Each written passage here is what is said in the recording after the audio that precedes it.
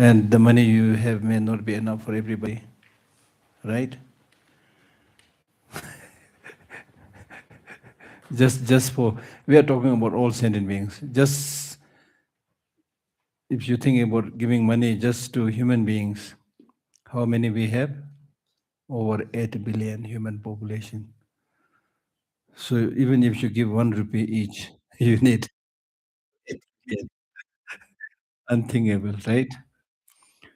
So therefore, giving material things is good, but the main reason why people are suffering is because they don't know how to live their life. They don't know what to do, what not to do. Because of that, they are suffering. They are not suffering just because there is shortage of material facilities, right? So therefore,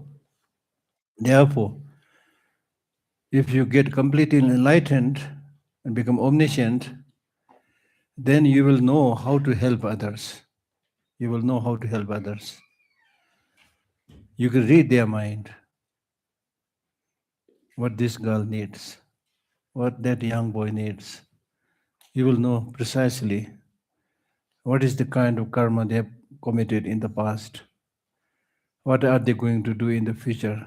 The Buddha will be able to know everything.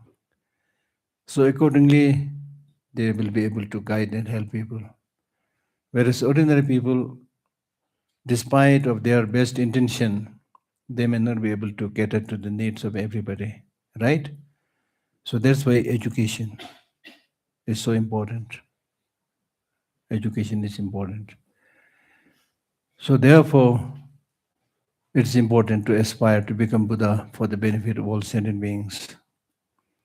So Buddha is somebody who has Changchup. Changchup means, so Chang means somebody who has purified all the negative deeds. Chup means somebody who has internalized all the positive qualities. Changchup. Changchup. And one who has cultivated this mind, wishing to become Buddha for the benefit of all sentient beings, such a person is called Bodhisattva. So Bodhisattva is the person, bodhicitta is the mind. So to make a long story short, the most important thing that you need to understand here is the importance of bodhicitta, the wish to become Buddha for the benefit of all sentient beings, right? So what is bodhicitta? Now write this down. The wish to become Buddha for the benefit of all sentient beings. Next time if somebody asks you what is bodhicitta, then you should be able to say, it is a mind wishing to become Buddha for the benefit of all sentient beings. A mind wishing to become Buddha for the benefit of all sentient beings.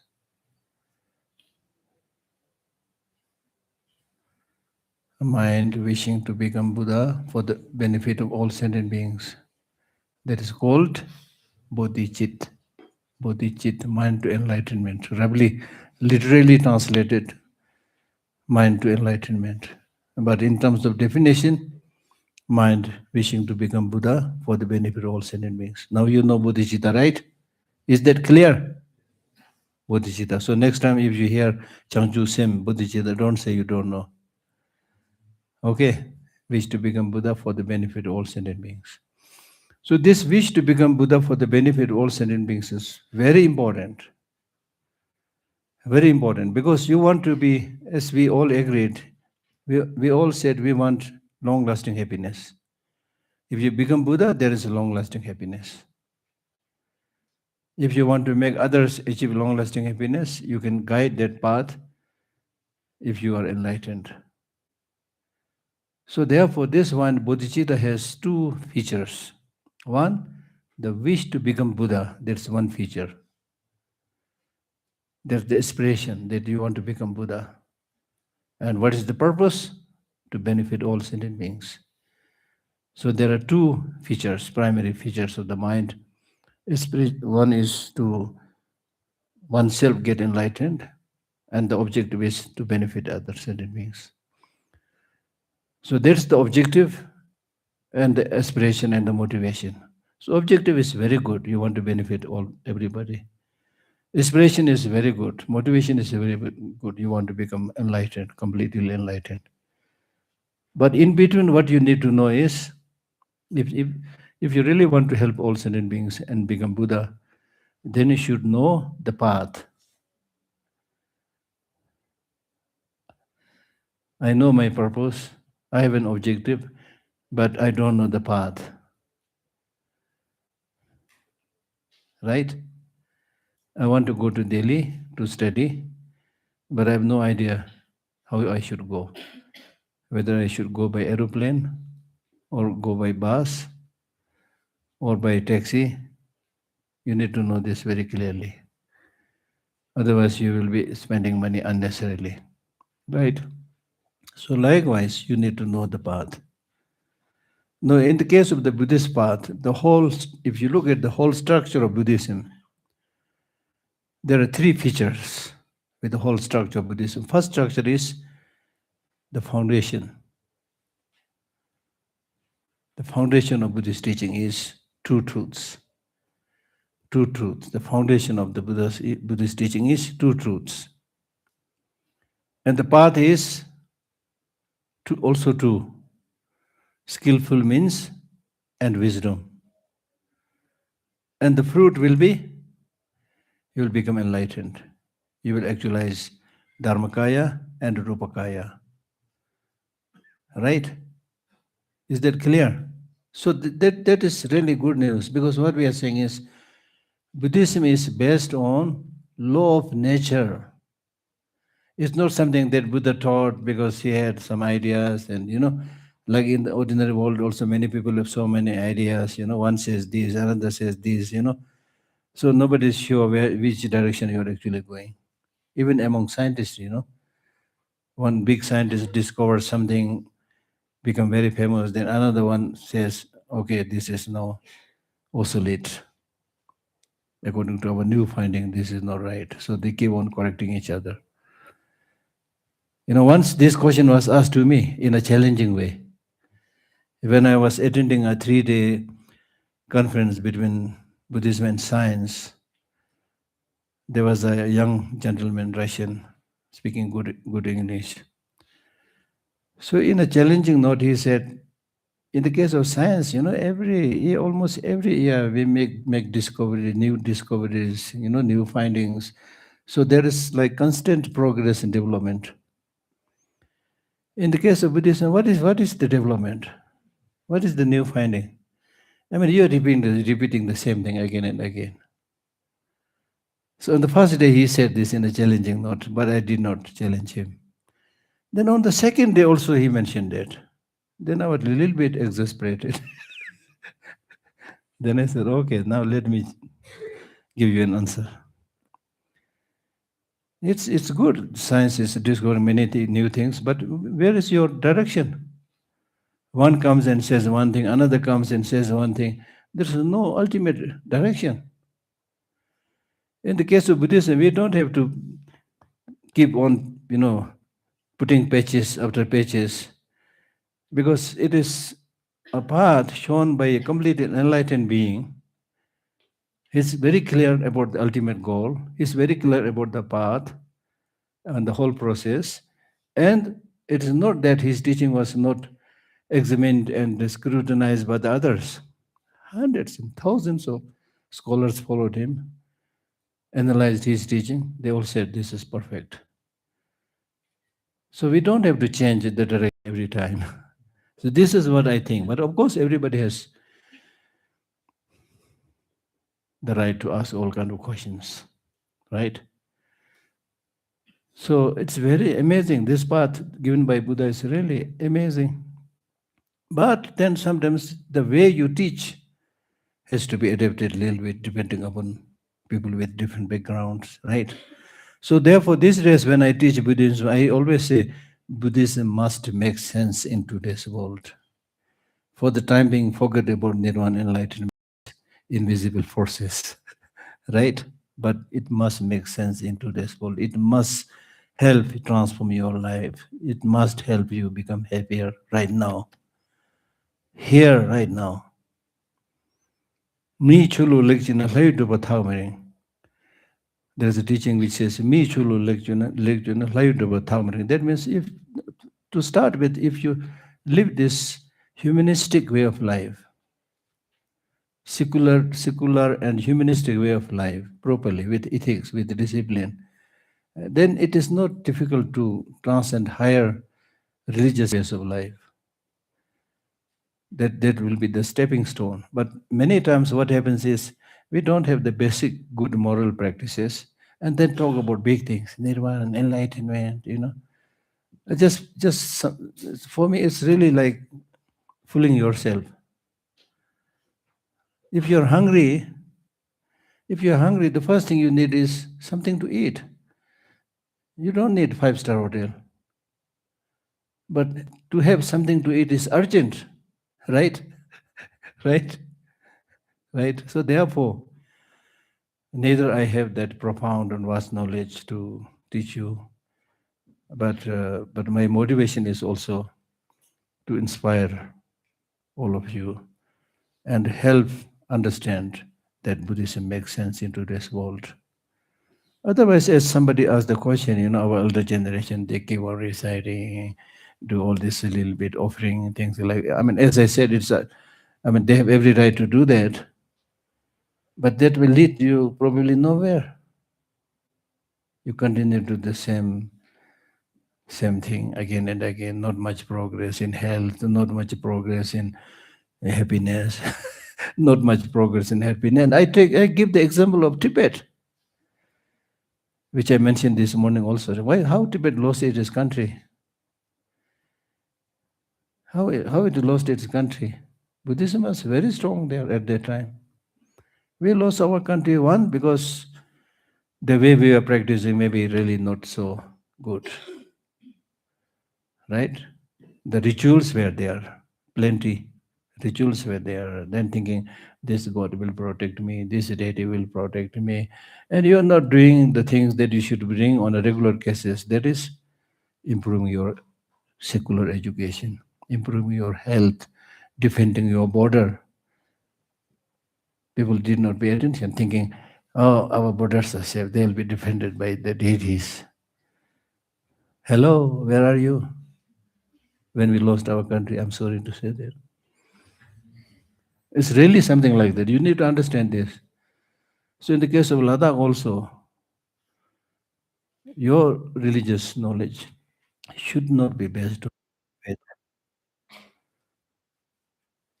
While it is not proper for you to tell the elder generation that you are just following blind faith, let them do what they like. But at the same time, gradually, we should bring about this revolution of being able to explain in detail the philosophy, the meditation, and the amazing techniques taught in Buddhism, which is today much sought after throughout the world. If what we are doing is only like, not what we are doing, but if Buddhism is like hollow and no content and no relevance in today's life, why these Westerners are coming and studying? So many of them. They were able to transform and change their life. There are people I know who have very good job in their own country. It's not that they have no job and then they're coming. There are some people who like they have lost their family job, nothing, then they just go somewhere. There are such people also, but majority are not like that. They are educated. They have job in their country, but still come and spend. Some of them spend their whole life in Dharamsala, right? So we are running after the Westerners. How nice if I manage to move to America. And they are coming to Dharamsala. So out of the two, one is, I think, wrong. So while you have every right to go anywhere you like, but you should weigh the pros and cons. What good things are there? What good you have, and try to get all those things. All right. So in order to listen this precious teaching of Bodhicharya, and or in order to listen to any teaching The most important thing is you should have the right motivation.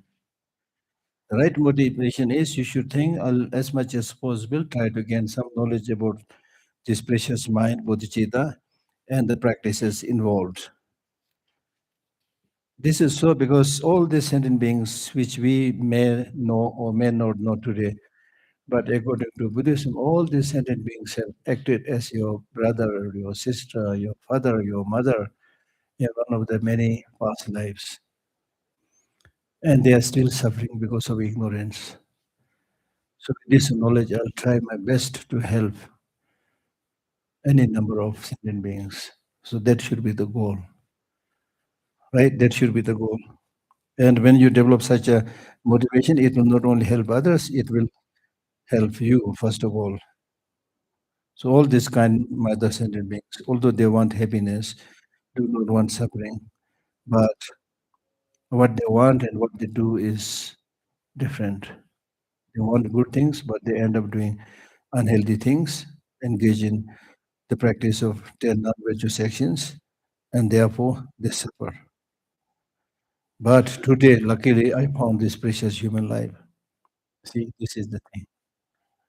If you're a cow or a bird, there's no question or no need to do any dharma practice. They, number one, they'll not be able to do. Invite some cows and dogs and put them here. Number one, they'll not be able to sit here, right? They'll not understand a word. No, in our case, but still in their case, they have that insensitivity and not less receptivity. But under that kind of insensitivity and little bit delusion, they fate. They are not so greedy like human beings. They are not so harmful like human beings. They look miserable. I mean, look at in today's world, all this amount of pollutions, right? And then conflict and killing. Who is doing all this? Human beings or other sentient beings? Human beings. Shame, shame. As they say in Lok Sabha in India, shame, shame. It's really. And this is so because we have this amazing human intelligence and brain, and we have misused this brain in the wrong way. And if you use this same brain, intelligence the right way, you can also be like His Holiness Dalai Lama. You can also be like Buddha. You can also be like Mother Teresa. You can also be like Martin Luther King, so and so forth. So one person can be source of happiness for many people. The same brain, if it is used in the wrong way, you can become Mao Zedong.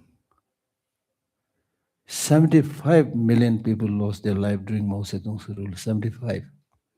Similarly, Hitler, Stalin, Lenin, Idi Amin. So the list is long, people who are doing bad things. Same person, with same physical feature, but differences in human mind. Right? So therefore, you need to realize that this life that I've obtained is what we call as precious human life. This human life is precious because of this capacity of the mind and the brain. But still, whether it will become your life will become precious or not is dependent upon how are you going to use your brain and your mind. If you use it in the right way, definitely your life is precious. And if you use your brain and intelligence in the wrong way, not only not it is not precious, but it will become what is opposite of precious. Huh? Any word which is directly vicious, or useless. Really, not only useless. Useless is very mild, destructive, horrible, whatever, right? So therefore your motivation should be, I will make this human life meaningful. And you are not going to get this, according to Buddhist teaching, you are not going to get this human life again and again. Because anything that we experience in this world comes from causes and conditions. And your life as a human being also came from certain causes and conditions. Right? So unless you have done something good in the past lives, you will not be able to obtain this precious human life. So appreciate the fact that you definitely have done something good in the past life. So now make sure that you don't do anything that will project you into a negative way of life. So that is your responsibility, right? That's your responsibility. So setting our good motivation is very important because you have not only obtained this precious human life, you had the fortune to meet this precious Dharma and precious teachers. So therefore, one of the many good things that you do, among the many of the good things that you do, cultivating bodhicitta is one of the most important things that you can ever do. Okay. So in terms of the title,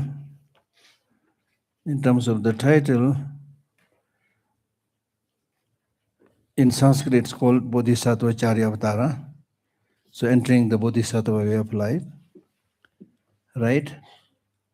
Entering the Bodhisattva way of life. You know Bodhisattva. Bodhisattva is the person who have cultivated bodhicitta, and his way of life is the practice of the 6 or 10 perfections: giving, morality, patience, effort, concentration, wisdom, skillful means, prayer, and so on and so forth. 10, right? So,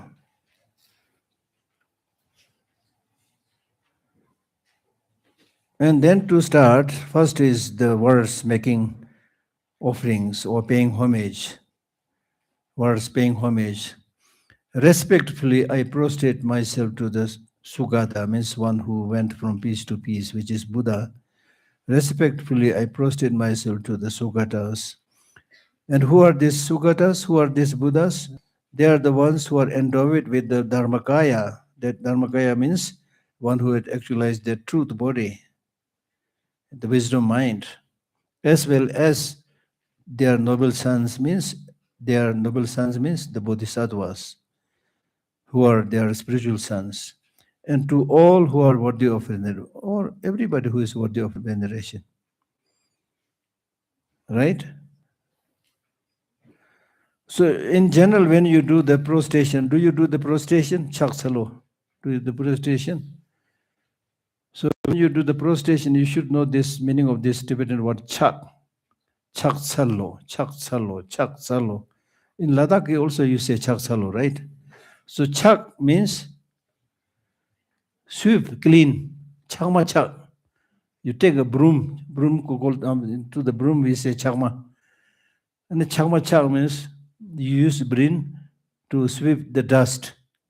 Similarly, when you say chak salo, chak means you are saying, I will sweep clean all my impurities, impure thoughts. Next time when you do the chak salo, physically, verbally, mentally, you should think about this. By doing this prostration and paying homage, I will clean the impurities of the mind. That's number one. Number two, at the same time, I will also seek the good qualities from Buddhas and Bodhisattvas. Tsalo, chak, tsalo. Tsalo means, please give me your good qualities. I will receive your good qualities, compassion, love, all those things. So the purpose of paying homage is to clean your impurities of the mind and to endow your mind with positive qualities. Right?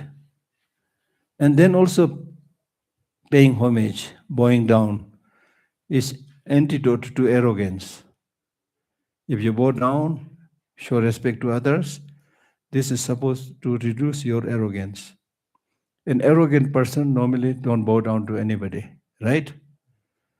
Their manner of walking is also different. They'll go like this. क्या हो रहा है आजकल बोलता है ना और आजकल कहाँ है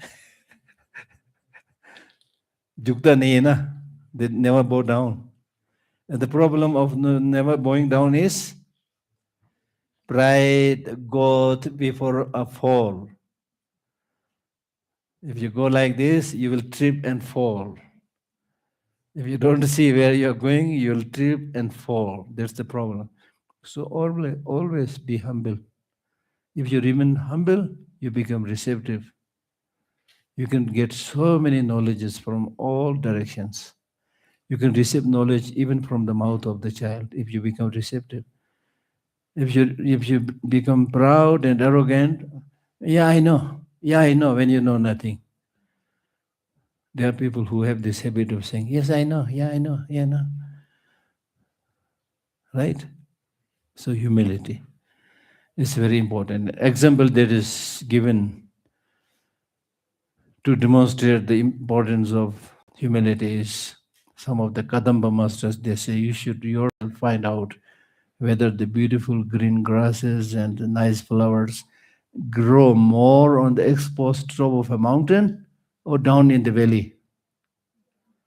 Huh? Down in the valley, right? So like the valley, if you're a little bit humble and receptive, you can always get knowledge from others. And if you act like the exposed top of a mountain, there may be some flowers, but not many. Hardly any green grasses. Right? And then also, if you look at your physical feature, you have only one mouth, two eyes, two ears, which means see more, listen to others more, speak a little bit less. But we do the opposite. We don't listen, we don't carefully see things, keep on talking, yanking. Right? Because if you listen more, you can always learn so many things from others. If you keep on talking, yes, sometimes like this, my kind of talk is useful because I prepare. And without preparation, if you keep on talking, you'll not get much. But in my case, I get a lot because I prepare. I really need to prepare. There's one reason, not because I'm very kind to you to come all the way to Dharamsala. Not kind to you, but a little bit selfish also. Oh yeah, they are having retreat, and I'm also going to have retreat morning, evening. I just keep on reading this book again and again. So I have to prepare. Even if I have to give just one talk, I have to prepare, you see. Right. So the point that I'm making is listen more, see more, speak less. See more means if you have not seen the reality, don't speak. In the news, they say, "Aankhon dekha hal bolta hai na." Something that you have seen, that it means this is kind of truth. I have seen, then you can confidently say. And many times we gossip and then let the rumor spread, such and such thing has happened. Have you seen? No, somebody told me.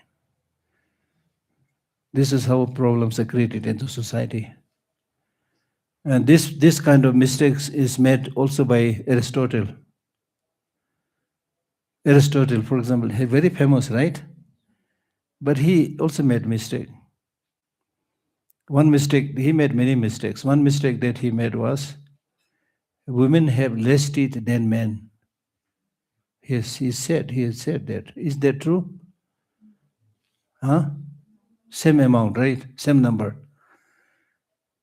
That's the result of just listening to somebody and not personally checking facts. Aristotle actually married 2 times. He could have easily asked his wife to open the mouth and counted there's no problem, right? Counted the teeth. He didn't do it. He must have heard it from somebody and then said, women have less teeth than men. And then somewhere else he found something. And then he advised people, when a woman is about to give birth, they should run towards the wind blowing from the north. So many people used to do that, you see. So many are unfounded. So therefore, unless you have personally heard and seen, then at the most, if you're dying to speak, then you can say, this is what other people are saying. Don't say it happened, as if you have seen things, right? Okay. So, here I shall explain how to engage in the vows of Bodhisattva's son, that means Bodhisattvas. Bodhisattva, Buddha's sons means Bodhisattvas. One, actually, from the root Tibetan word, one word is missing. The root text actually says, here I shall explain briefly. I shall explain briefly how to engage in the vows of this. He's saying briefly because people have no time. And if you are somebody who want to read many, there are so many other texts, the meaning of which I have condensed in accordance with, probably this is the word, condensed briefly. Then he says, there is nothing here that has not been explained before, and I have no skill in the art of rhetoric, therefore lacking any intention to benefit others. I read this in order to explain it to myself. See, this is Shantideva. This is Shantideva. He's saying, I actually have nothing new to say. By this, what he's saying is, if you're just looking for new things all the time, then I have nothing new, what is not told by Buddha and other great teachers.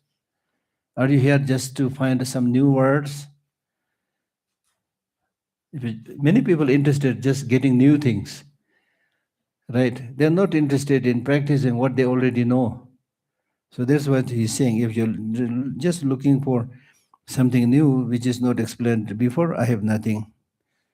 And also, if you're not looking for new words, but if you're looking for the poetic beauty, art of rhetoric means poetic beauty. Some people are very interested in poetry. So if you're looking for a beautiful poem, there also I have no capacity. I'm not a great writer. Therefore, I really don't have much intention that this will be useful for you. And then if you ask Shantideva, then why you are writing this? Who told you to write this? Then you can say, I'm writing this just for myself. And then he says,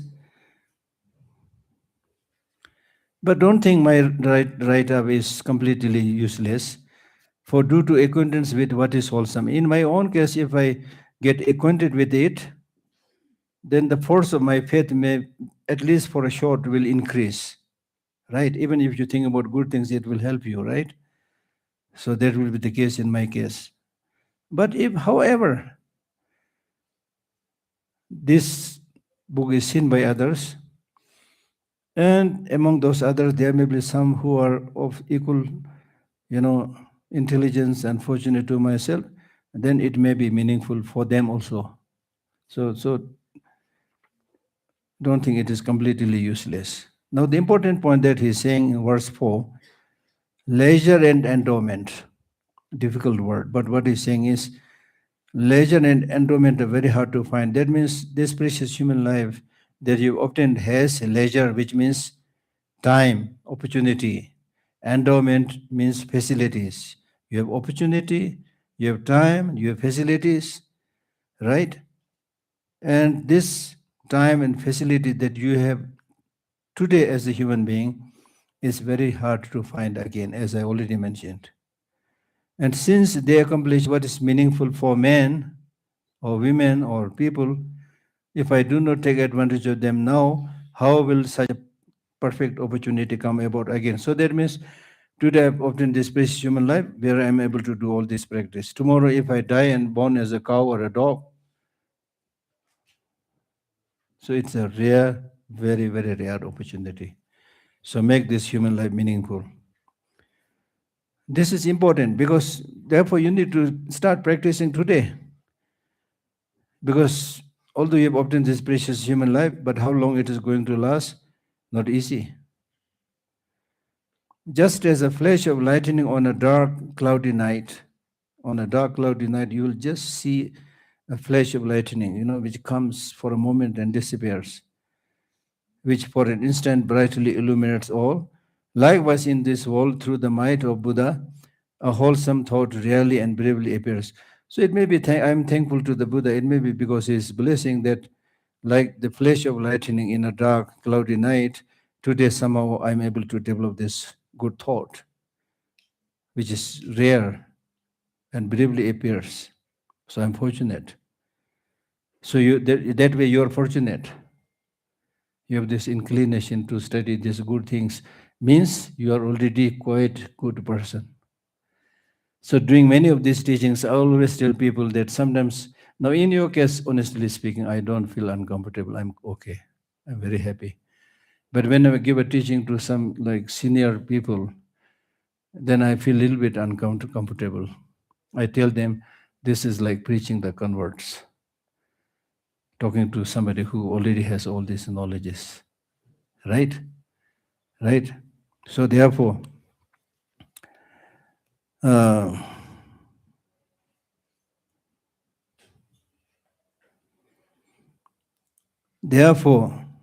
why it's important to practice right now?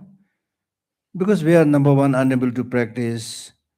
Even if we cultivate some positive qualities, it will be weak and fragile.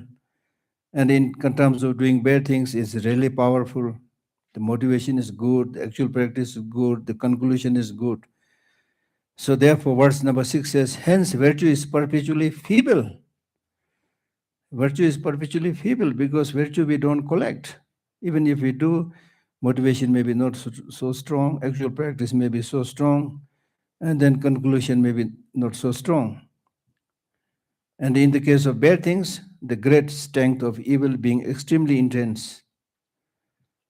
And except for a fully awakening mind, so if you want to destroy or weaken those powerful negative deeds, one of the best ways is to cultivate bodhicitta. And except for a fully awakening mind, bodhicitta, by what other virtue will it be overcome? So that means if you develop bodhicitta, which is, as I mentioned earlier, has two features. One, aiming to become Buddha, another to help sentient beings. Now, in terms of all the negative things we do it either in relation to the Buddha, saying that there's no Buddha, no Bodhisattva, things like that. Or most of the time we do it with other sentient beings. You don't end up doing a negative thing with a rock, with a tree. Very unlikely, right? Today I was very angry with the rock. Today I was very compassionate with the tree. These things normally don't happen. You are compassionate or angry with other sentient beings. So therefore, just like when you fall on the ground, then you have to get up by seeking the support of that very ground. So similarly, when you commit mistakes, commit negative deeds in relation to sentient beings, in relation to the Buddhas and Bodhisattvas, the way to purify it is also in relation to sentient beings, that may I become Buddha for the benefit of all sentient beings. That's what he's saying. And why bodhicitta is important? Bodhicitta is so important that long time, many Buddhas came together or discussed together. What is it that is most important to help all other sentient beings? If I exaggerate a little bit, they had a kind of conference and discuss what is the most important thing that is good for all sentient beings. Some said love, some said compassion, some said patience, some said so many good things are there. So in the end, they all concluded in agreement by saying bodhicitta. See? So I'm not saying this. All the Buddhas, they discussed about this, they thought about this, not one day, not 2 days, for countless eons they thought about it, they practiced it, then said this is the most important thing. Because you are talking about making all sentient beings become Buddha. Compassion is very important, but it is not saying. It is the compassion is only saying, may the sufferings of all sentient beings come to an end, which is very great. But it's not saying, may I become Buddha for the benefit of all sentient beings. Because unless you become Buddha, there's no way you can help all the sentient beings. So there cannot be a mind better than bodhicitta. All the Buddhas have contemplated for many eons have seen it to be beneficial, for by it the limitless masses of beings will quickly attain the supreme state of bliss.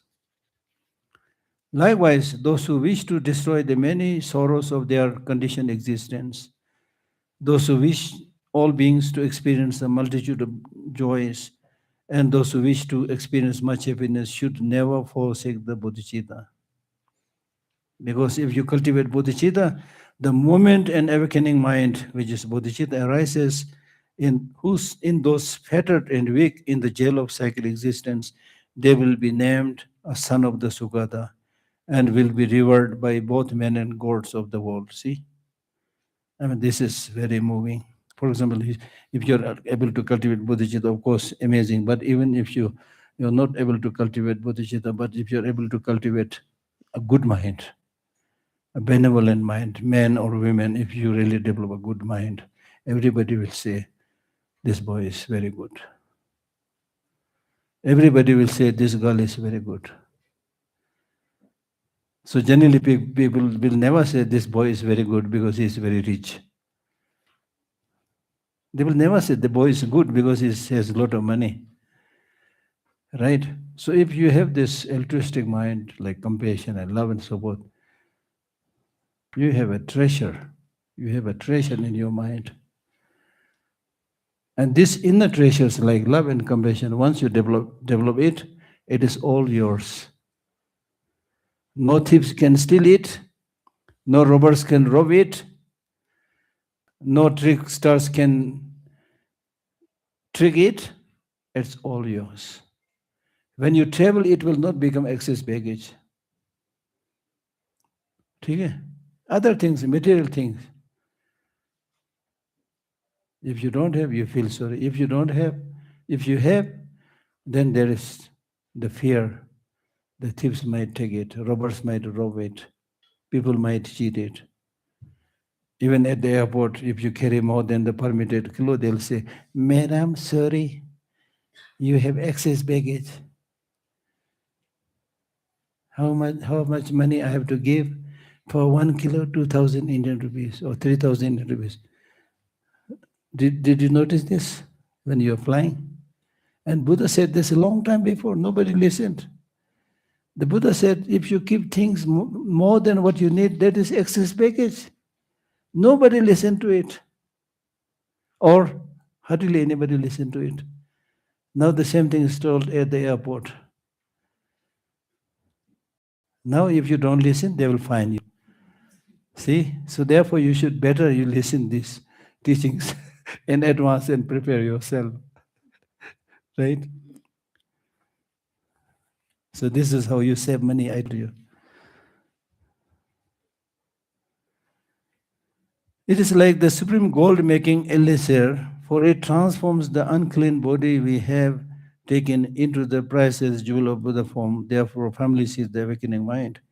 So meaning that if you cultivate this bodhicitta, then it's really like transforming an ordinary, iron or other, metals into gold by this elixir. That's a particular chemical, substance by which you can transform things into gold. And it is said Nagarjuna has learned this. And during one of famine, he changed many of the ordinary materials into gold and served the monks in the monastery from shortage of food, right? So therefore, the body that you have now may not be very pure, may not be very clean. The body you've obtained, is it very clean? Is it very pure? You bunch of filthy people. I'm not saying that. I'm joking. so, so, so, so, so, so, what he's saying is, the body itself may not be that pure, not be that clean, but that's not important. What is important? Your mind should be clean. And if you develop this bodhicitta to the same ordinary body, people will bow down. Even His Holiness, he has taken ordinary body. He also has to wash his body like you. So physically speaking, there may be like impurities, right? But once your mind becomes clean, then everything becomes precious and clean.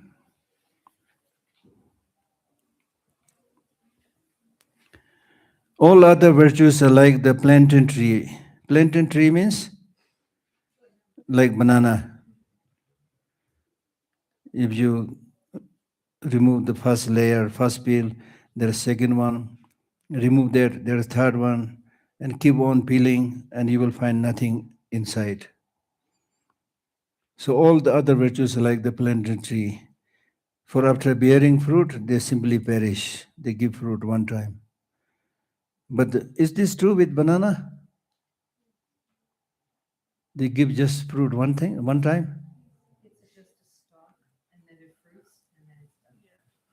See?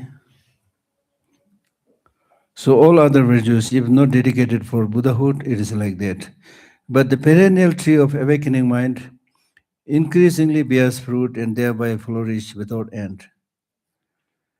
Like entrusting myself to a brave man when greatly afraid, by entrusting myself to the awakening mind, I shall be swiftly liberated.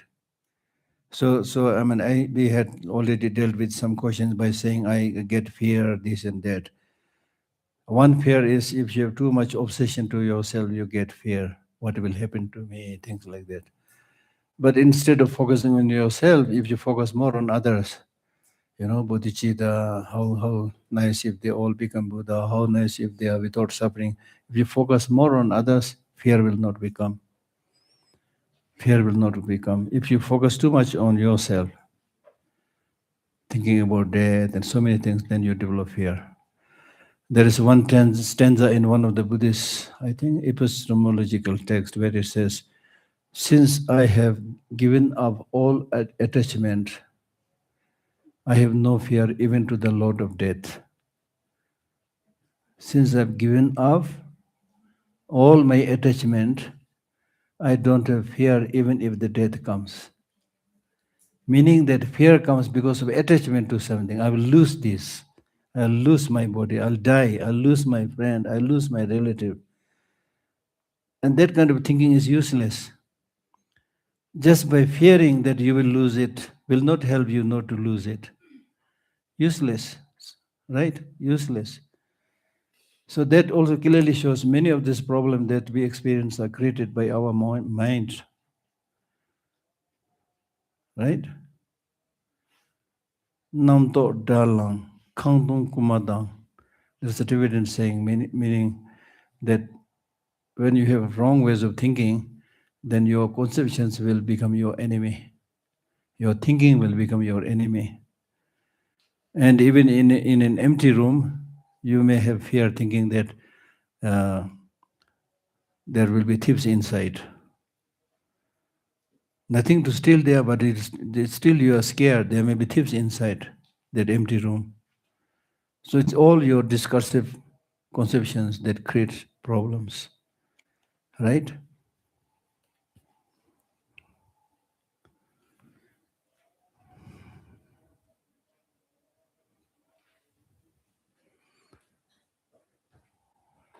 Like entrusting myself to a brave man when greatly afraid, by entrusting myself to this awakening mind, I shall be swiftly liberated. Even if I have committed extremely unbearable evils, why then do the conscientious not devote themselves to this, to the cultivation of bodhicitta?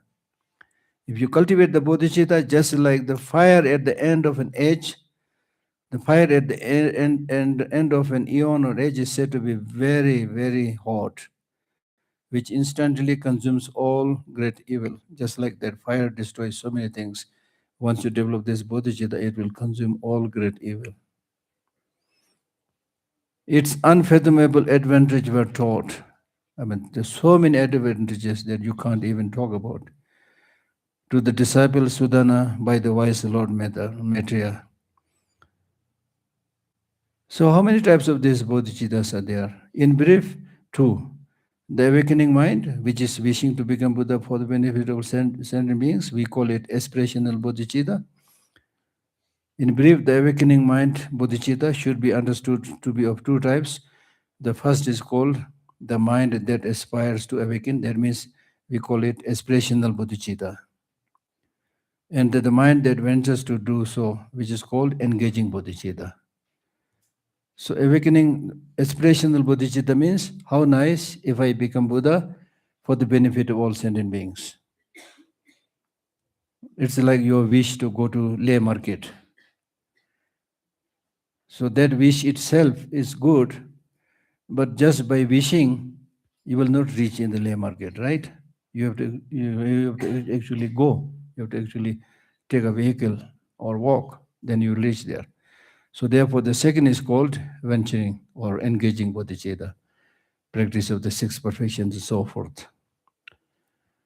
So he gives an example by saying that this should be understood by the distinction between wish to go and actual going. So the wise understand in turn the distinction between these two. And then the advantages of these bodhicittas. All the great fruits occur in cyclic existence from the mind that aspires to awaken. An uninterrupted flow of merit does not ensue. Uninterrupted flow of merit will be there only if you develop, only if you practice the six perfections.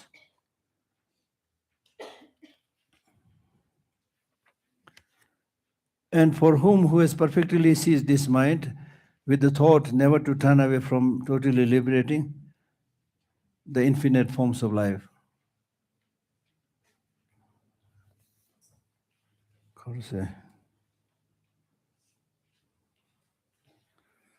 Yeah, in this way, if you develop this mind, then the benefit will be from that time hence, even while asleep or unconcerned, a force of merit equal to the sky will perpetually ensure and perpetually ensures.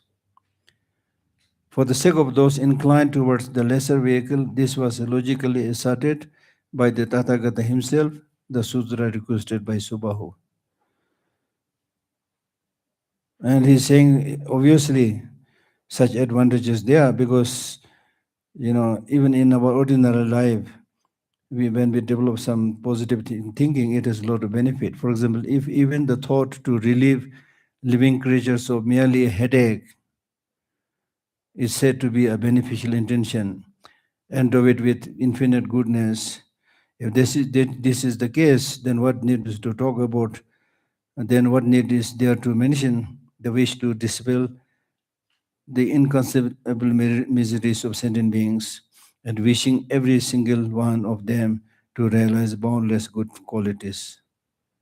And such a precious mind you will not find even with your parents and so forth. Do even fathers and mothers have such a benevolent intention as this? Do the gods and sages, does even Brahma have it? If those beings have never before even dreamt of such an attitude for their own sake, how would it ever arise for the sake of others? This intention to benefit all beings, which does not arise in others even for their own, is an extraordinary jewel of the mind, and its birth is an unprecedented wonder. Unprecedented wonder. It has never happened with us. How can I fathom the depths of the goodness of this jewel of the mind, the panacea that relieves the world of pain and is the source of all its joy? If merely a benevolent intention excels venerating the Buddha, then what need to mention striving to make all beings without exception happy? And then the next question is, if I agree that cultivation of this bodhicitta is so important, And similarly, cultivating all other positive emotions is so important. But why should I have to work for this? Why don't the sentient beings themselves do that for themselves? If you ask such a question, then answer is by saying, in the case of sentient beings, although wishing to be rid of misery, they don't know how to remove misery. Instead, they run towards misery itself. So they wish happiness, but like an enemy, they ignorantly destroy it. So because of ignorance, they don't know how to cultivate happiness, how to remove suffering. They don't know. Therefore, somebody who has the knowledge has to help. That's what he's saying. For those who are deprived of happiness and burdened with many sorrows, it satisfies them with all joys, dispels all suffering, and clears away confusion. Where is there a comparable virtue? There's no virtue comparable to bodhicitta. Where is there even such a friend? See this one. Are you looking for friends? Are you looking for some friends? Huh? So he's saying, if you're looking for a friend, make bodhicitta your friend. Make compassion your friend. Make loving kindness your friend. If you have these positive qualities in you, these friends will never cheat you. Ordinary human beings, unfortunately, sometimes they might cheat you. They may not be able to live up to the expectation. Because these good practices will follow you for many lives to come. Good friends will not be able to follow you wherever you go. If whoever repays a kind deed is worthy of some praise, then what need to mention the Bodhisattva who does good without its being asked of him? Clear, no need any explanation. The world honors as virtues a man who sometimes gives a little plain food disrespectfully to a few beings that satisfy them for only half a day. So he says, in this ordinary world, if somebody, say, offers food, which is not bountiful but less food, and also not very special, it's not there, but ordinary plain food, and that they give this food also not politely but impolitely, and not to many people, just few things, few people. Still, the people will honor them and say, "Oh, he's a great benefactor." Although that food will satisfy them only for half a day. Now compare the benefits done by bodhisattvas. What need to say then of the bodhisattvas who eternally, not just half a day, who eternally bestows the peerless bliss of Sukha, the kind of food that he gives is the bliss of Buddha. And in terms of time, upon limitless, in terms of sentient beings, not just few, limitless number of beings, thereby fulfilling all their hopes. The Buddha has said that whoever bears an evil thought against a benefactor such as that Bodhisattva will remain in hell for many eons, as many eons as there were evil thoughts. So because Bodhisattva is such a great person, benefiting countless beings, so if you develop some ill will towards them, there will be drastic negative deeds. Not only Bodhisattvas, among our ordinary human beings also, if somebody is really doing many great things, and if you say nasty things against such person, it will be more sinful, because you are disrupting the good deeds of that person. But contrarily, if a virtuous attitude should arise in the regard, and then likewise its fruits will multiply far more than that. When bodhisattvas greatly suffer, they generate no negativity, instead their virtues naturally increase. But then this is not our quality, this is the quality of the bodhisattva. If you hurt an ordinary person, then that ordinary person will try to revenge you, do all the harms. But if you do harm to bodhisattva, they'll never do that. Bodhisattvas never do it. But if you do it, you will be the one who will suffer. I bow down to the body of him in whom the sacred precious mind of bodhicitta has born. I seek refuge in refuge in that source of joy, who brings to happiness even those who harm him. From the Bodhisattva's way of life, this is chapter 1. This is wrong. Chapter 1, not disclosure of evil. Disclosure of evil is, I think, chapter 2. This is what? Benefit of a awakening mind.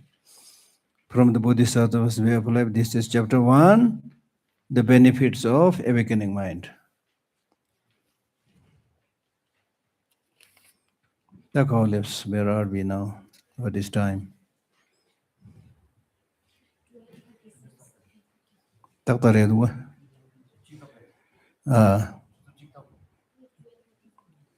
Chu chega. Yeah. Question answers, yes, we have little. Yeah, half an hour, less than half an hour.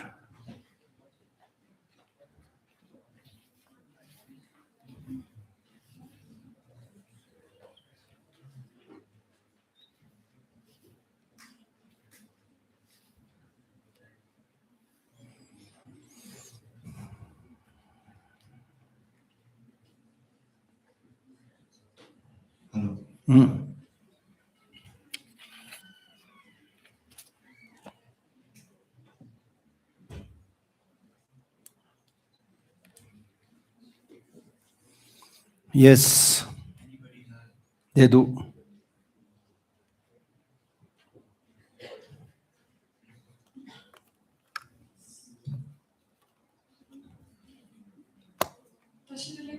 Take delay. My question is that if somebody. So my question is that if somebody do things selflessly, people often say they are acting, or they always judge they're acting, or they're just pretending to be good. Yeah. So so because of that, I always back off from doing good deeds. You're paying too much attention to what other people say. So what do you think what we should do? People are like that. If you're sitting, they'll say, "Why are you sitting? Get up." If you're standing, they'll say, "Why you are standing so long? Sit down." So don't pay too much attention to other people, right? Do you take breakfast, lunch also, dinner also? When you take breakfast, lunch, and dinner, do you wait and see what other people are saying? Do you do that? Because it's something needs to be done, you do it. Don't wait for what other people say. Do you say, even after you take breakfast, do you say thank you to yourself? No. Because it's something that needs to be done, you do it, that's enough. So similarly, when you do good things for others, don't expect for thank you, or don't be concerned what other people are saying. So long as you know your motivation is good, you are trying best. Thank you, Geshe. Yeah.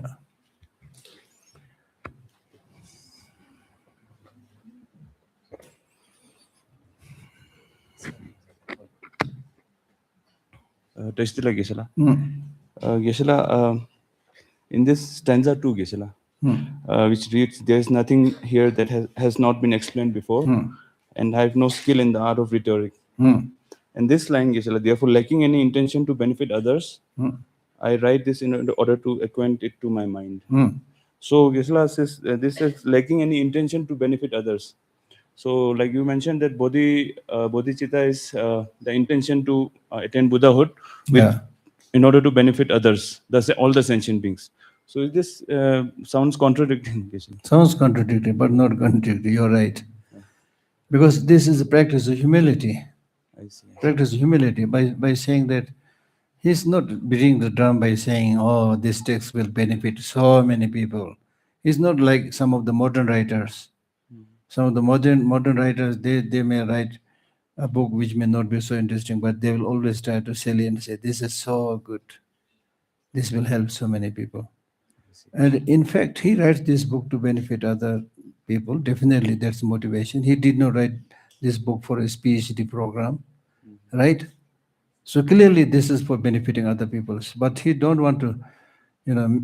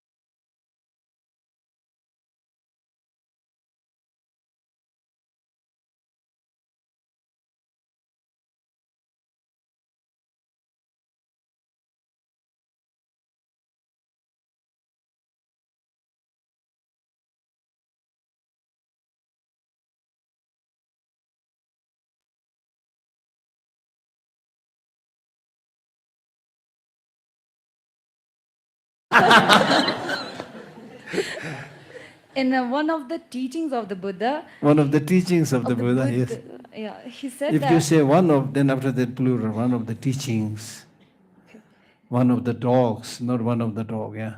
Okay. He said that discipline your mind. Yes. So it's really easy to discipline our mind when it's in a calm state. And It is easy, what did you say? it in a calm state. Yeah, yeah, Easy to okay. discipline our mind. Yeah, When it is in a calm mind, calm state. yeah. But how can I discipline my mind when it is in a chaotic? My mind is surrounded with so much chaos. So, yeah. So that's why Shantideva in his book, somewhere down, he says, just as when you walk in a crowd, if you have a big wound here, right? Big wound here, and you have to walk in a big crowd, then you need to be attentive, make sure that nobody touches this wound, right? So similarly, when you walk in the crowd, you need to particularly watch your mind. What am I thinking, right? You have to be especially careful. That's the only difference. If you're sitting alone, even if you relax a little bit, that's not a big problem. But if you are with a big crowd, then you have to be especially careful. Yeah.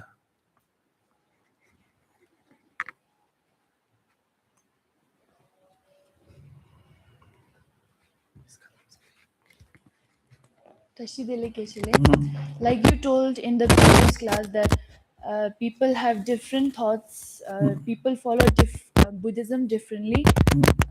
So I want to ask that according to you, and are you able to follow those accordingly. Thank you. What a challenge. You are putting me on the spot. Nobody is able to, I should not say nobody, most of people will not be able to follow exactly everything. But that does not mean that I did not benefit from the Buddha's teaching. I got a lot of benefit. I'll tell you a story. Once I was many years back, when I just finished my study in Dharamsala, then I started working for 2.5 years in New Delhi. So one day, an Indian gentleman, I still remember, that was like nearly 30 years back. I still remember his name. His name was Mr. Momik. So Momik came to me, and he was working in the library of Congress. So because of that, he maybe needing some Buddhist knowledges. So he came to me and said, "Can you? I work in the Library of Congress. Can you teach me a little bit about Buddhism?" And I said, "Please come after I finish my office at 5." So he used to come, and two of us just sit in the lawn, and he asked some question, and I explain. So it went like this for a few days. Then one day he said, "You are a monk. You have been practicing Buddhism for many years. You must have developed some special realization, just like you're asking. You must have developed some special realization. Can you explain it to me?" In a way, I was caught, you see. So then I said, by realization, if you mean whether I can fly, no, I don't know how to fly. By realization, if you mean can I open a third eye, I don't know. But that doesn't mean I have no realization. I have realization. My realization is I don't kill anybody. Do you kill anybody? That means you also have realization. Maybe mosquitoes. Mosquito, mosquito. Yes, you are honest. You are condemning me everywhere. Yeah, yeah. So intentionally, we normally don't kill, don't steal. So normally we take it for granted. But this, I consider this as really great achievement, great realization. Imagine if in the whole world there's nobody who kills each other, then this world is already like nirvana, liberated. You see. So there are many things like that. Not only me, you, we don't do. So that is achievement. But that doesn't mean we are perfect. We don't make mistakes, right? Sukhji.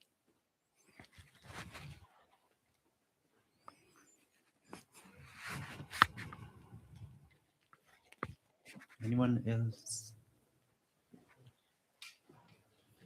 Don't say your question ran out. It's just first day. Skyadtsal Geshe. Uh, How can we know if our bodhicitta is truly selfless or still influenced by our ego?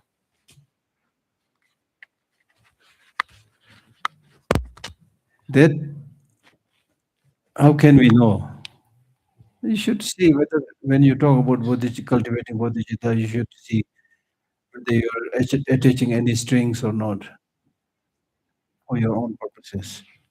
Normally, at ordinary level, you will find that whether you are doing this for name or fame or some gifts or whatever. So there's not genuine bodhicitta, right? Mm.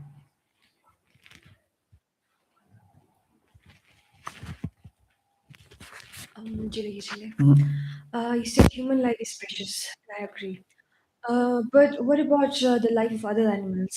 Don't you think they're equally important in this environment to keep the environment in balance?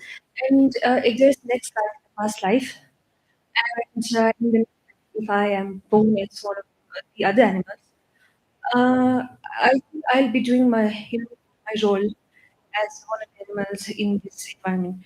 So, don't you think that other lives are equally important?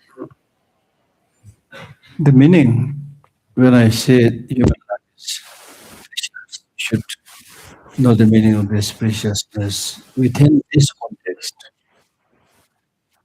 In general, then we can say all life are precious. That's the different context. So in the case of human life, when we say this is precious, because we have this special human intelligence and capacity, which animals don't have. From that point of view, we can say they are not precious in that sense. But by that, we are not saying the life of other animals are not precious. They are also precious because number one, they all have the nature. Number two, life is sacred and precious for everybody, right? Right. And then you're like, whether you are going to join the species of animal and other things in the next life or not, it's not under your choice. If you keep on doing good things, you will not be born there. If you're born there out of your negative actions, then you don't have much control. Actually, I have one more question. Yeah. What if all of us, I don't know, like do good things, and all of us, both human beings in the next life? Huh? What the world would be like? Forget about like, I mean, on the one hand, human life is precious, but on the other hand, to be born as human life doesn't mean we end up doing all the bad things. See what we are doing right now in the world. So if even if everybody is born as human being, that's not the solution. Even if we are born as a human being, in one way it is good, but in one way there will be more trouble in the world. You can understand this by the problems that we are creating today in this world. All these countless problems that we have in this world are not created by dogs and snakes and tigers and lions. They are created by the so-called intelligent human beings, right? Okay.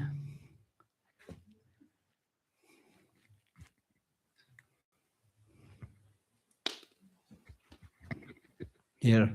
Geshe-la, Yes. I'm sorry that this question is keeps coming in my mind. Oh. If suffering is a reason to a past karma or a bad deeds, are the suffering right now, are the suffering because of the Tibetan people who are suffering because of the invasion of China, and do their country comes into the same, like, Basically, suffering is a result of a bad karma, whether it's in Ladakh or whether it's in Tibet. Suffering is a result of bad karma. But that does not mean to say all suffering is a result of just karma. There are conditions also. There are factors also, right? So on the one hand, can say the Chinese coming in Tibet and looting and torturing is due to our past life karma. But not just past life karma, present life's negligence. And then also the factor that the neighboring country, the Chinese leaders, they are stupid, ignorant people. Right? So many causes. There's for anything that to happen, there's not just one cause, one factor. Many causes, many factors. So we should be very careful. Next time, if there's a flood in a particular country, don't say this is a result of your karma. I'm jokingly telling. But sometimes people who don't know, they say things like that. Then that is not a clever way of saying things. You can, if you want to say that, you say it indirectly. There is a flood because probably you did not take care of the forest. I mean, this again, you are saying the same thing. It's your karma. You're not acting to preserve the forest, things like that. Say it in a different way. Otherwise, they'll misunderstand. They say, ah, they're saying I deserve that, right? Yeah. So also important thing is when we say it's a result of karma, we are not saying the karma is to be past life alone. It may be karma that you've done last year. It may be the karma that you've done this morning, right? Okay. Yeah. Use mic. They are recording. Here. Cover. Cover. They. Okay. हाँ। अब कहाँ से आया? हाँ? कुशीनगर कहाँ? अच्छा, you Buddhist? अच्छा। हाँ। हाँ? हाँ। हाँ। हाँ। हाँ, हाँ।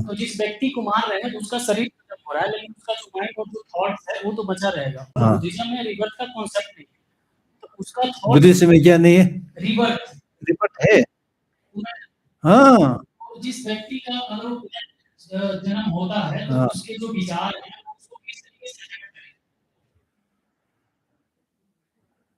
जैसा करनी वैसे बढ़नी. In every situation, you will reap the fruit as you have done, right? So even if you leave this body, they can kill their body, but there's no death story, right? But the mind that has done the negativity again has to suffer more than the death of the body, right? They.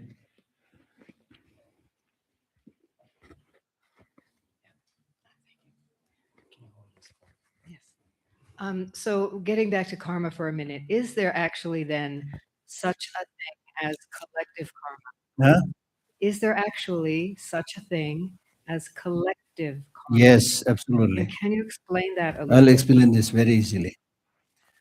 The question is there a thing called collective karma? Yes, very much.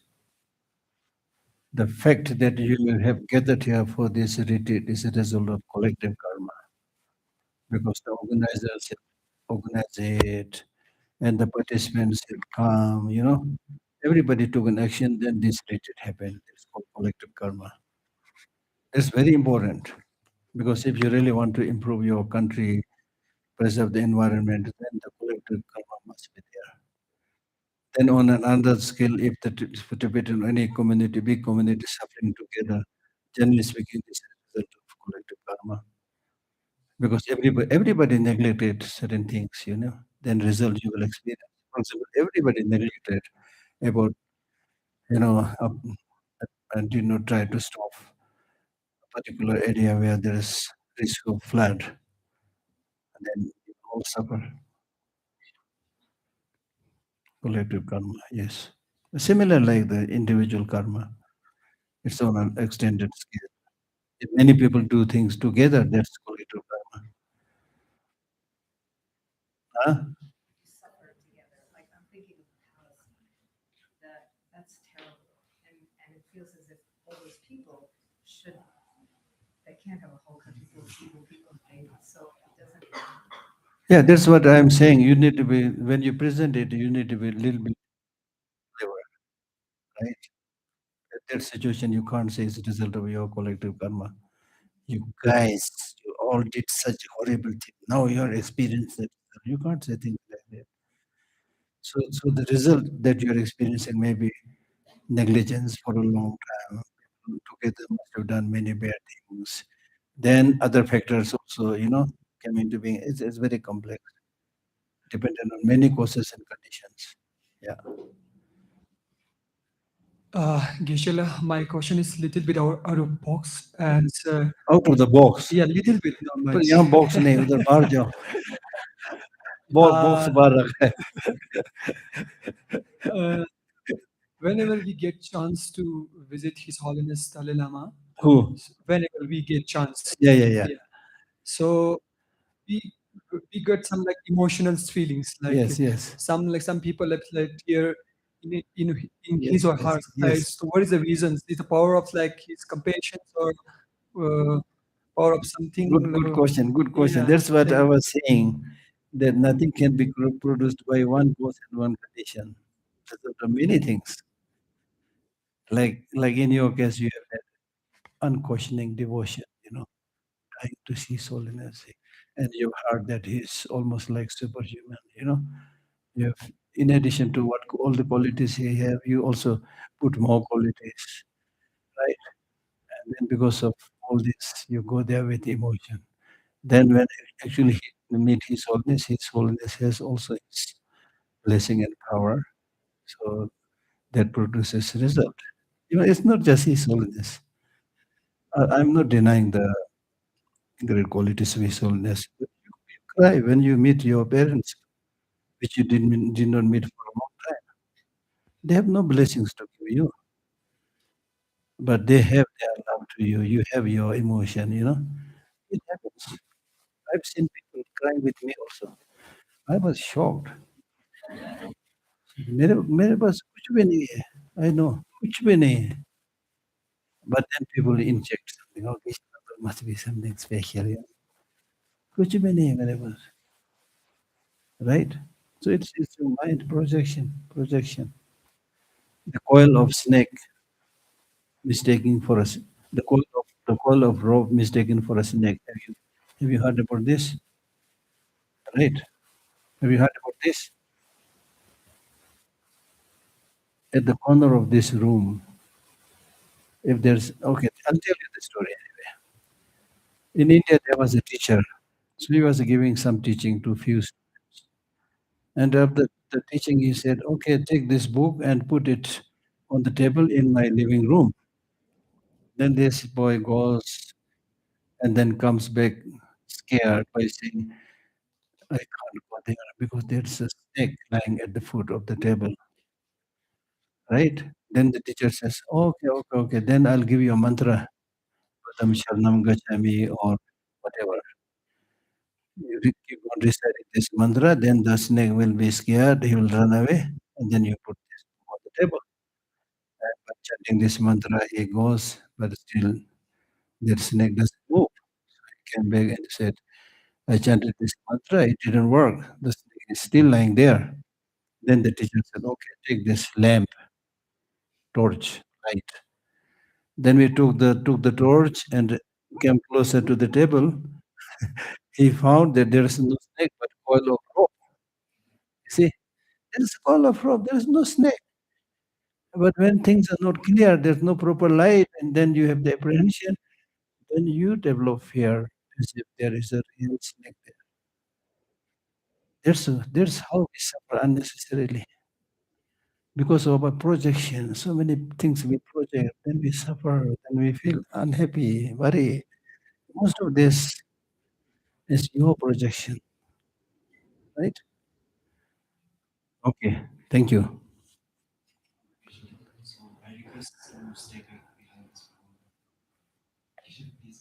Ah, कैसे?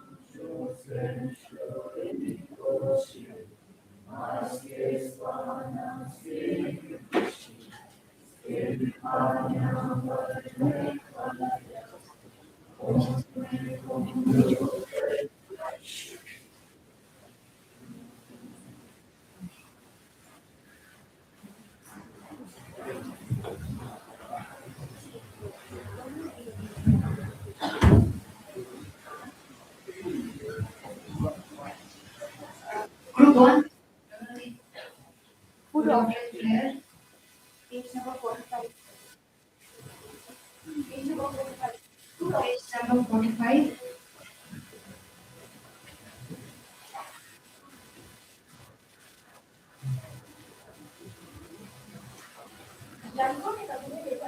Prayer book, page number 45.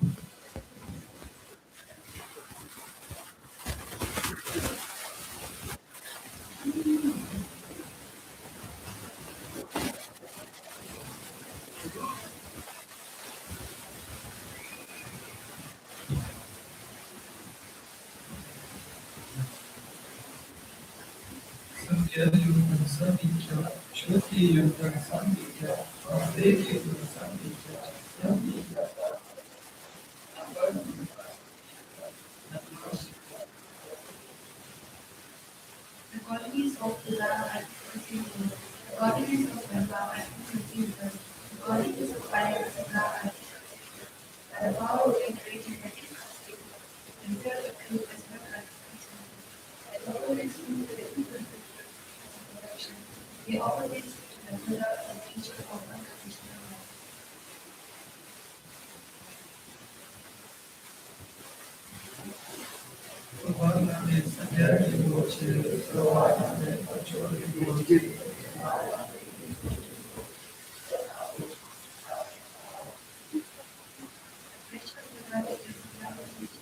The precious Dharma is the black protection. The precious Dharma is the black assistant. We offer this food to the strangers, the sources of refuge.